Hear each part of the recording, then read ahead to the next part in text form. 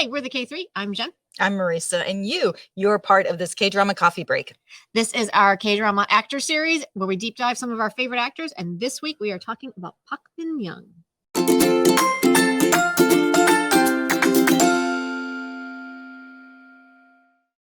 So Park Min-young, she's been like around, at least in my time of watching, she just seems like she's just been around forever. Yeah, she was definitely at the beginning of my K-drama watching. Yes. What was your first Park Min-young drama? I can't quite remember. It was either Healer with Ji Chang-wook or City Hunter with Lee Min-ho. Oh my God, I was going to say the exact same thing. Like I wasn't sure if I watched Healer and loved it so much that I went back and watched City Hunter because I don't think I finished City Hunter. Neither did I. See? The first few episodes were great, and then it just went, I don't know where it went. I don't even remember why I dropped it, but I remember being like, this is not, and that's what it must have been. Healer must have been my first one. Yeah. Because that one was it's still one of my most satisfying dramas I've ever watched. Their chemistry was off the charts. Oh my God. Yes. That hand holding scene was in the movie theater was one of the most amazing scenes I've ever seen. And I was like, nothing's happening. The cuddling in bed scene where she literally just rolls over and he's like laser focused on her. It was amazing. And the whole, and again, I think maybe because it was brand new at the time, but the fact their backstory and like everyone's connected and like all of that, like it was such a revelation at the time. And there was action, and she had a great relationship with her dad. Yeah. Oh my God, it was really good. And our Ajima, who was became one of our favorites. Oh my God, she was so good. Kim Mi-kyung, yeah. Oh my God. The cast was amazing. Yeah. Healer is just... It's really one of the best. It really is. It's, I mean, for a lot of people, it's their favorite Ji Chang-wook. You know, I mean, has he done... I mean, I feel like that was peak Ji Chang-wook. Oh, God. It was 2014. I know, which I'm sad to say, but have we seen anything... I mean, I know a lot of people really like him in... what was that legal one that he did? Suspicious Partner?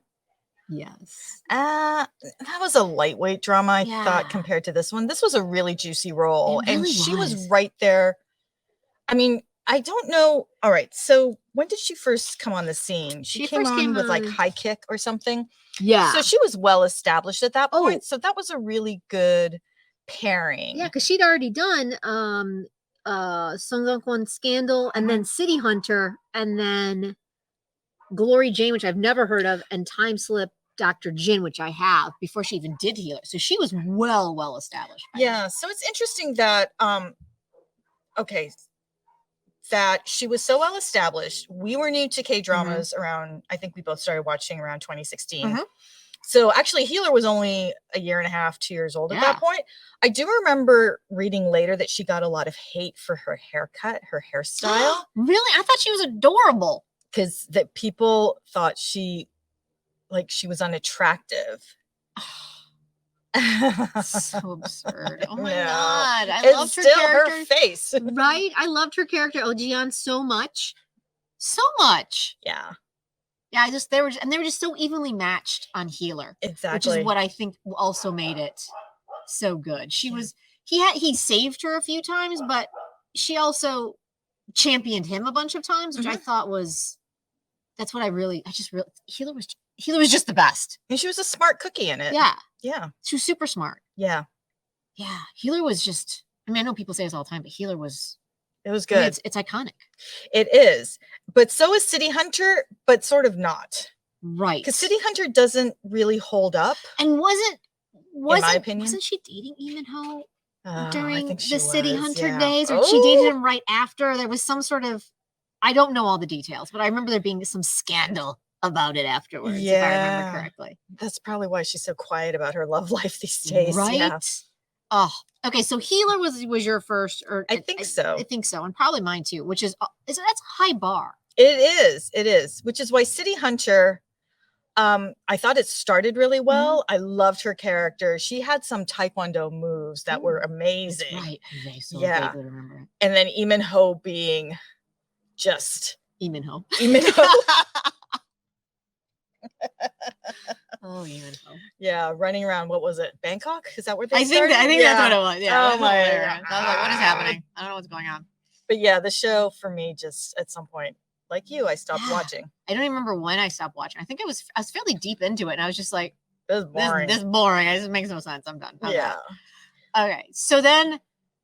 So from moving on from there, what were some of the other K dramas of hers? Like, because since then she's been in, good Lord, like another 8. Well, I remember when I started watching K dramas. So this is 2016. One of the big ones that kept coming up was Scandal. But I didn't, and I guess that was probably the Song Joong Ki effect because he had been in the military. So, you had to go back to the show, and he was such a likable, I don't know. There were a lot of second leads in that drama, but I didn't know I didn't really have a handle on her yet. Gotcha. And I was so new to K dramas that historicals were fascinating, but I hadn't really fallen in love with them yet. And I didn't finish the show. I didn't get very far into it. I never even started that one. Yeah. I never even watched that one. But I don't hear people talking about it anymore as one of the ones you have to watch. I think maybe it's because, and this is completely me pulling stuff out of my ass, but I wonder if it's because those actors have just moved on to such more better and iconic roles since then that you don't need to go back that far. Maybe. Because Song Joong Ki's Descendants of the Sun, Vincenzo, if you want to get a little bit darker, what was that one, that The Innocent Man, which I really enjoyed. I feel like there are more iconic roles there for him. And for her, I think it's the same thing. Like, she got Healer, and then her What's Wrong with Secretary Kim, and her private life, and then When the Weathers. I just feel like there's more options, so you don't have to go back as far. It was an incredible cast. Like, Yoo Ah-in was also in it. So I don't know, maybe it's just the acceleration of K dramas. Yeah, you just don't need to go back to it. Yeah. It's interesting though. That is, what is the year on that one? That one, that's deep. That's like 2010. Yeah. So, that feels like old now. That feels so old now, right? And I feel like K dramas have they've evolved even in the short time that we've watched them, that I can't even imagine a 2010 one at this point. Yes. What's your rule? I know it keeps sliding. It slides all the time. But I think for a while there it was 2012. No dramas before 2012. I think it was that. It might have even been later. It might have even been harsher. But yeah. I feel like at least 2010. Yeah. They were just, it's just a lot of, it was just very sexist and misogynistic and like almost violent. Yes. They were uncomfortable to watch sometimes. They are. Another one that I watched that I wouldn't really recommend though was 2015's Remember War of the Sun. Oh, you did? I've never even heard of that one. I'm looking at her my drama list right now, and I'm like, I've never even heard of this one. It's not tropalicious, but it is packed floor to ceiling with tropes. Yeah. Who was her co-star in that one? Yoo Sung-ho. So yeah, really? I know, because I think even now he's only like 25. So right? I'm like, what's really young? What is happening? Oh my god, he was really young. Oh, Nam Goon-min was in it. Park Sung-woon was in it. But here's the thing: what is going on here? Yoo Sung-ho played, 2015. He was like 15 years old. I know. He plays a man he played a young man who could remember everything. But then he develops early onset Alzheimer's. Oh no. And he's on a revenge track. Of course. Because his father was wrongly convicted, and Park Min-young plays, I think they went to high school together. Of course, Park Min-young plays a prosecutor. So I think I watched it for her. And then Nam Goon-min was in it as the most evil. Is this the one that they always cut to when they talk about his villains? I always see clips of it, and I'm like, he's so evil. It's amazing. He's so evil, and with his chaebol suits looking sharp, and he's just. That's the one with the slick back hair, right? I believe so. He was in a different drama, to be honest. Yeah. Isn't he always? Oh my god. But I would not recommend that one unless you want a big laugh, because it's just so hyperbole after hyperbole. It's so much. But and again, she was very young in this, and yet she's this prosecutor. Yeah. Okay, so what is your favorite? My favorite? Your favorite of Park Min-young. Okay. Can we do like a favorite rom-com and a favorite drama? Sure. We can do whatever you want. We can do whatever. This is our podcast. Okay. All right. The K3 is Jen, Marisa, and you. You are part of this K-drama community, and our podcast and our live chats on YouTube are supported by members like you. Check out our memberships, and you can support us for as little as $3 a month or more. And each tier gets you access to great K-drama perks, like a calendar every month with premieres and finales, watch parties with some of your closest K-drama BFFs, private Zoom chats where we can squee and quibble all we want and it'll stay private in that room, and a little bit more, and you might even get some K-drama goodies. So go to Ko-fi.com, that's ko-fi.com/the K3, click on memberships and support the K-drama Coffee Break. Because she's known as a rom-com queen. Yes. But honestly, her straight dramas are really good. Or something like When the Weather is Fine, which is not a romance. It's more of a drama. Okay. But I would say like favorite rom-com is Her Private Life, and then favorite drama is 7 Days Queen. Oh, that's exactly what I was going to say. Oh, okay, good. Let's chat about this. Oh my God. Yes. Queen for 7 Days is probably my favorite Park Min-young drama across all genres. But if I had to pick a rom-com, it would be Her Private Life. Yeah. So yeah. So we are once again in agreement, Marisa. Yes. But I will say, I know there are people who prefer her in What's Wrong with Secretary Kim because of the Pak So-joon effect. Well, listen, that's a whole podcast unto itself is the Pak So-joon effect. But just for story-wise, I thought Her Private Life I found to be a much more satisfying story. I found What's Wrong with Secretary Kim. I thought that there was a lot was wrong with Secretary Kim. Because they didn't address what was wrong with Secretary Kim. And that was, I think, what was my biggest problem with what was wrong with Secretary Kim. She basically is like, I hate working for you. You're a tyrant. And I'm over it. So I'm going to go find my own path. And then she finds out they have a childhood connection and decides not to. Yeah, exactly. It went nowhere. It was disappointing. Yeah, I was really bummed out about it. Right. And then even like their wedding, if I remember correctly, the ending, like it was a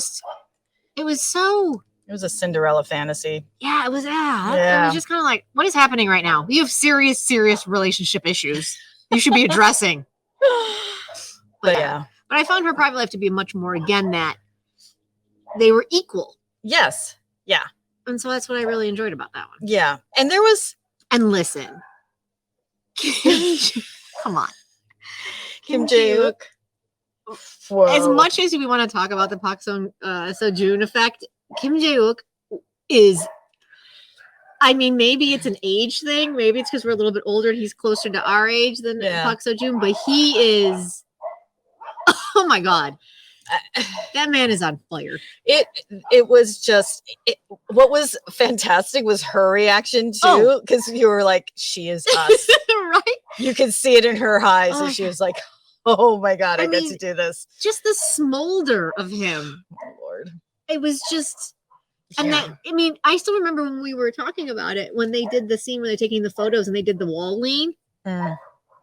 I like the one in the art studio. That one was also very, very hot. I'm not saying it wasn't, but that wall lean with the back grab, and I think every woman who's into, I think we all gasped. Yeah, I think we collectively gasped. The reaction of her friend who was taking the photos also was oh my God, it was so good.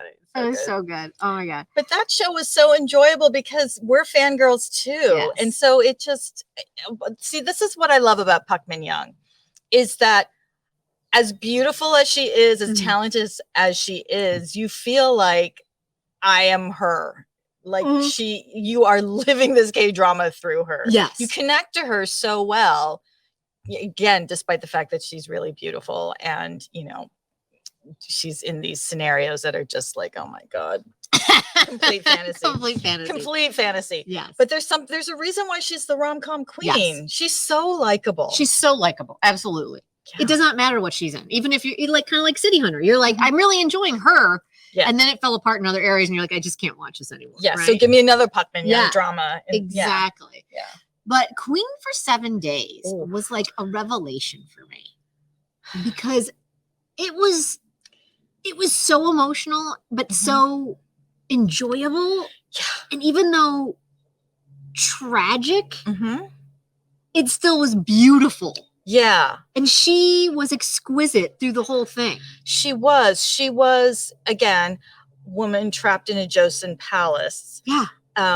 But who had been through some unbelievable scenarios that would have broken any woman. Absolutely. And I think that's what it is. She has this strength without it being in your face. Absolutely. So the things that she had to suffer, the relationships she had to suffer, the love that she had to suffer, Right. and Lee Dong-gun. Oh my God. Oh, wow. Yeah, I mean, I remember watching that and we were like, we don't want to hate him. But then we were like, oh my God, we hate him. He was like that tortured evil guy. He was so good at it. He was so good at it. Yeah. Yeah. His psychosis was just and the way she dealt with it. Oh, yeah.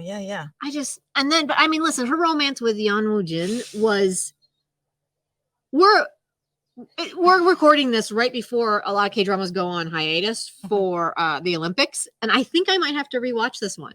Because I just remember enjoying it so much. I want to rewatch it too. I've forgotten. I've watched so many. We've watched so many dramas since then and so many historicals since then. But that one just kind of percolates to the top. It always as being does, one of the best ones. Right? Yeah. And even if I can't, I think we're both trying to like come up with specifics, but it's like, it's hard to come up with. I just remember the ending really well. And I remember being so attached to this couple that you were so heartbroken for them. Yeah. But then at the end, when she gets the letter that he'd passed, and she as a little old lady goes walking over to the palace. Oh. And then there's hope. It had not hope. I guess some sort of hopeful. Is hopeful the way to describe it? I don't know because again, these are real. Yeah.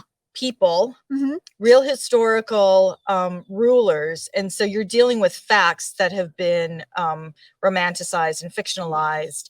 But it's also, again, with this drama, it's like, where do you choose to end the drama? Where do you choose to end the relationship? And this was handled so beautifully. And I mean, I think a reason for me personally why it's percolating more to the top lately is because we just got finished with Red Sleeve.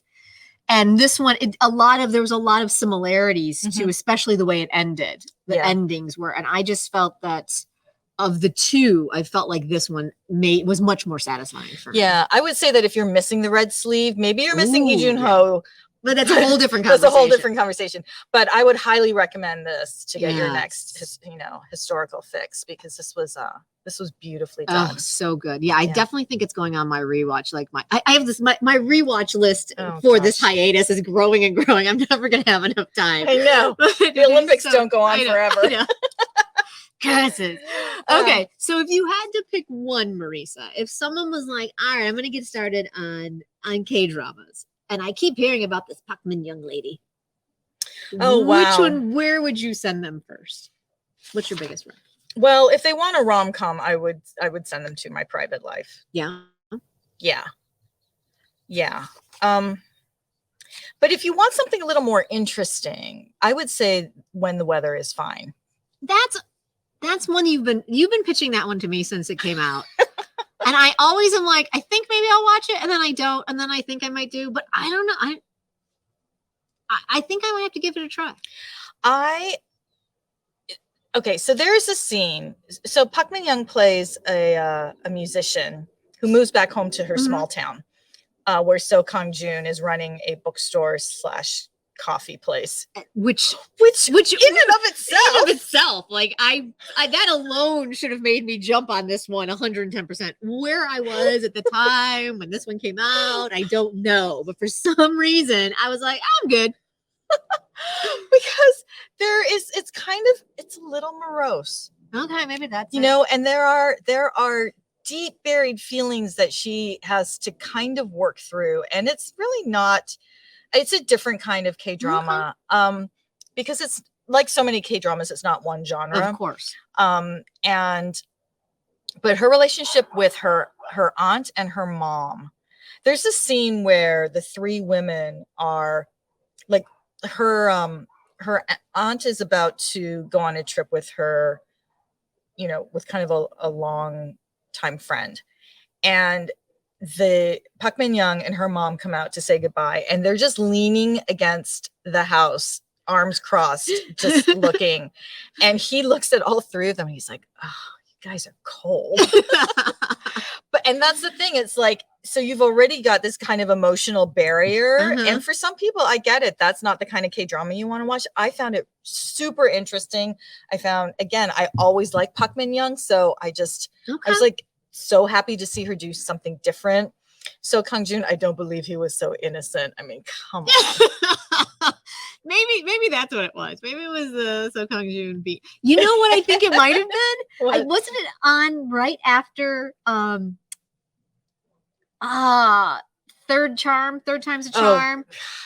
Yeah. I think So Kang-joon and yes, Isam I think in I the was drama that you should stay away from. I felt so burned by that one that I think I saw So Kang-joon and I was like, not again. I will not be fooled again. And I refused. Oh my god! Third Charm. Oh my god! I have flashbacks. Oh my yeah, god, that one was. I've never been more unsatisfied in my life. Yeah, and we watched it to the end. We did. Oh god, that was the downside. That's the downside of watching dramas as they're coming out. Oh my god! I think that's why. I went hard left away from when the weather is fine. So maybe I'll have to give another look. Hilarious. Okay. But yeah, when the weather is fine, the relationships between the different people in the town, the dysfunctional relationships, I completely enjoyed. Nice. Yeah. Nice. I think I would go if I had to just pick one, I would go with Healer. Oh yeah. I felt Healer just hit all my sweet spots. It was action, it was romantic, it was a little bit, snarky. Kim Mi-kyung, it was fun. Like it had all those things for me. So I think Healer would definitely be the one that I would definitely recommend. Yeah. Oh, okay. So we know that. So she went from When the Weather is Fine to now she'll be forecasting love and weather. How are we feeling about this one? I just rewatched the trailer. Okay, so we don't work in the film industry, but we do live here in Hollywood. Exactly. And there is an art to editing trailers. Yes.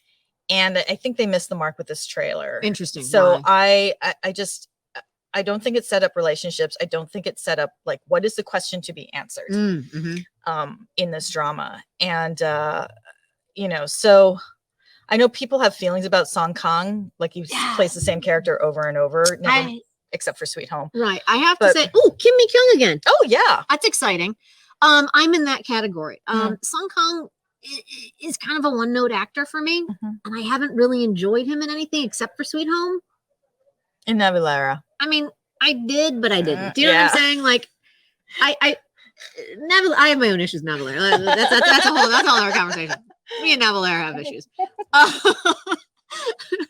I feel like he plays the same character over and over again. And him being paired with Park Min-young, I just feel like there are so many better. I mean, I feel like I'm just being harsh, but I feel like at her level, I want a Kim Jae-wook again. I want a Park Seo-joon again. I don't want. I mean, I just find Song Kang to be a little bit of a lightweight up against Park Min-young. Yeah. Let's see. So if we could recast this before we've even watched it. Right, before we even watch it. I will say I'm super excited though for Yoon Park. Yoon Park and Yura. I'm like, I've only seen a little bit of their interaction and I'm hoping that goes well. Oh, good. I'd be really happy if this is like a two main couple show and none of that triangle bullshit. Oh, yeah. So I don't know what to expect with this show.